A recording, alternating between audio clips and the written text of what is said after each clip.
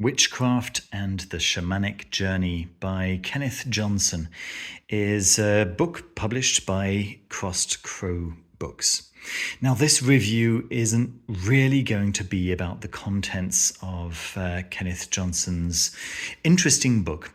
What I will say is that it's a republishing, a new edition of a book that was published by Llewellyn in 1999.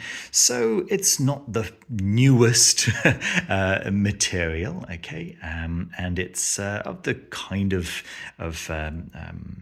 style that was popular in the Llewellyn publishing house in the 90s.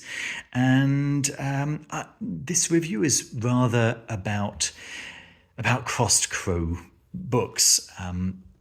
They very, very kindly sent me these two books. So this one, The Witchcraft and the Shamanic Journey, and also this one, The Spirit Work Primer by Nag Loki Shivanath. I haven't read this one yet. It looks very interesting. In fact, it looks much more up my street than the contents of this one does. Although I have to say that I've actually made a video a couple of years ago where I actually said that I had missed the link between shamanism and witchcraft, and that shamanistic tie between witchcraft and the world religions was just a link that I had missed. So the material is certainly relevant, and despite being 20 years old, 25 years old, it is it reads extremely pleasantly. It reads very much like a Llewellyn book, and Llewellyn books are generally written for beginners. Now, what I wanted to talk about a little bit more urgently was the price point of this book. This is the legacy edition, and once again, I do want to point out that this book was given to me by Crossed Crow Books, and I feel awful saying what I'm about to say, but I am not impressed, not in the slightest. This is a paperback with a hardcover glued on. Right, these headbands are, they're glued on to onto the whatever material this perfect bound paperback book has been glued onto. Right, you can see how pulpy this paper is just by looking at the edge here. But the paper is very, very see-through. It's very pulpy. Yeah, that's not texturing. That's just low quality paper, and it's paper that is by no means acid free. Right, this is going to turn brown very, very quickly. It's just a low quality paperback that's been glued on. Now it has been signed by the author, which is really nice, really, really nice. It has been hand numbered, which is also really, really nice. Although, I would argue that hand numbering in biro is not what you expect on a legacy edition, especially when the legacy edition costs $295.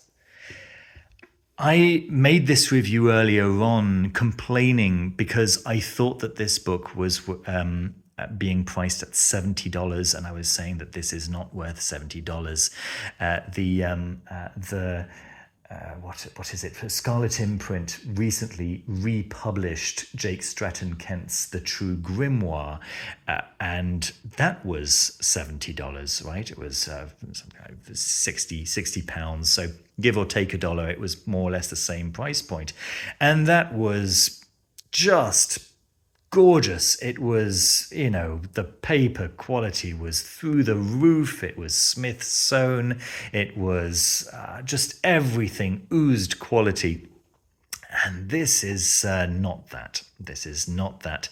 And this is certainly not $295 worth. You know, the website says that this is leather. This certainly feels like plastic to me. Right, it's cold, it's hard, it feels like nylon, right? This design is beautiful. There's no question about that, right? The design is really, really lovely on both books, and actually I would say that so this one is the special edition. So this is priced at $70, and once again, you know, we've got this this paperback. You can see how it's all just glued pages, right? with a hard cover, and it's not okay. It's not okay. It's not okay for that price point. I'm going to say that this is predatory. That's a very strong word, but that's what I feel. I feel like if it's not predatory, at least there's a severe misunderstanding.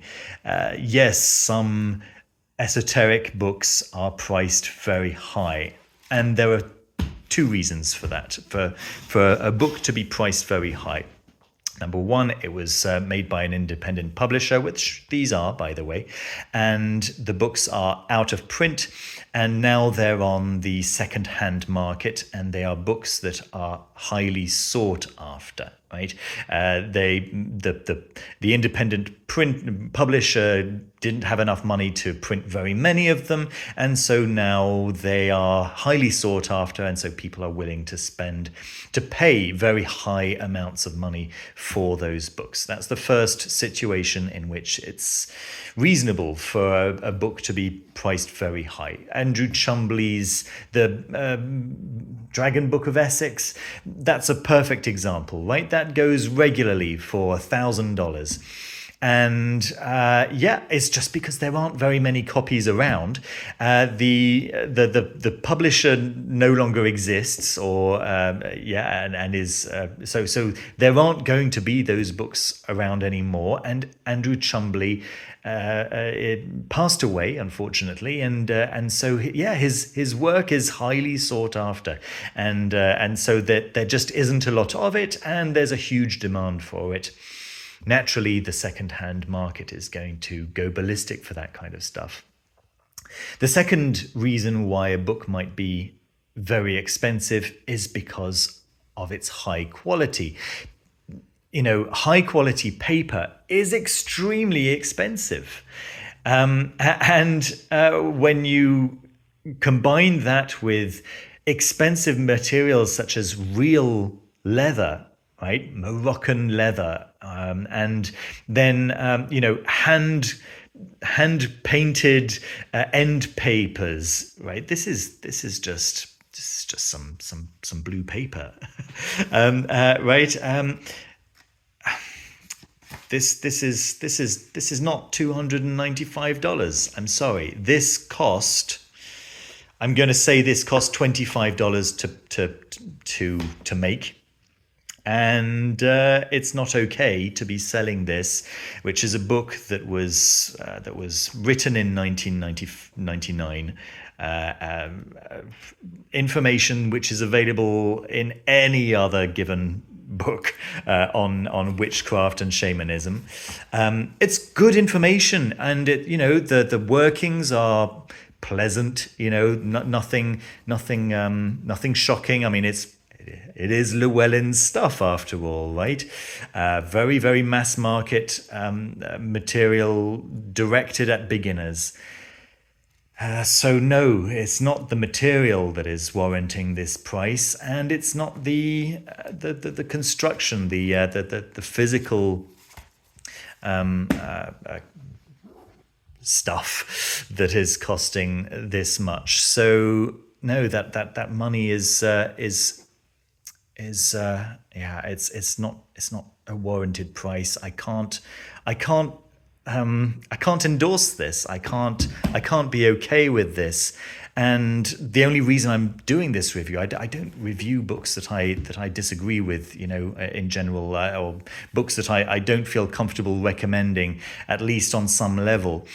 But I've actually recommended these. Or recommended. I've announced that these books are coming out in my news videos, and I feel responsible. I feel responsible that people might have paid these crazy amounts of money and received really something that is not worth that much, like nowhere near that much. As I say in my previous review, when I thought that this was priced at $70, I was already ranting and saying that was completely out of order. Yeah, $295. Yeah, not okay.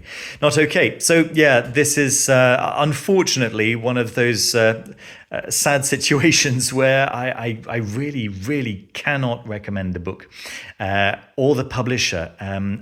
I do wish the publisher all the very best. I hope that they change their price scale. I hope that they just make changes in general. I do like the fact that they are bringing to press books that have previously been published but that maybe didn't get the love that they deserved. I think that that's a wonderful thing and something that they can definitely lean into. This book was self-published, and having had a quick flick through this one, as I say, it does seem a little bit more up my street than this one. It seems like a really nice book. It's a book that was, as I say, previously self-published as a paperback. It's available as a paperback currently through Crossed Crow Books, and I would say that as a paperback, it's more or less adequately priced.